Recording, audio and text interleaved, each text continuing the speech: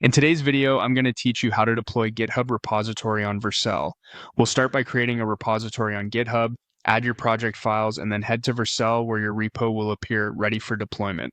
First, open GitHub and make sure you're signed in. On your dashboard, look for the New button. This is how you create a fresh repository to host your project's code. Click New, and you'll land on the Create a New Repository page. Give your repository a clear, memorable name. Keep it short and descriptive so you can recognize it at a glance later. If you want, add a brief description to explain what the project does.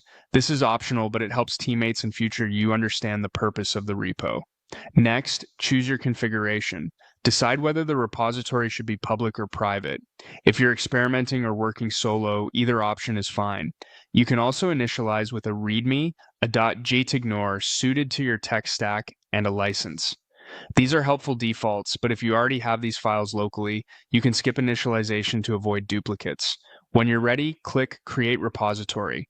You'll land on the Quick Setup page. GitHub shows a few command line snippets here for pushing an existing project. If you're comfortable with Git locally, you can use those. In this walkthrough, we'll use the browser to upload files directly to keep things simple. Find the option to create a new file or upload an existing file. Choose Uploading an existing file.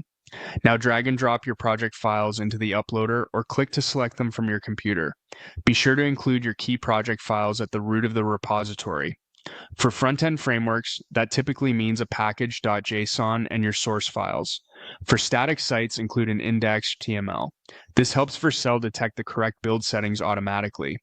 After the files appear in the uploader, write a short commit message that describes what you're adding, such as initial project files. Then click Commit Changes. Give it a moment to process.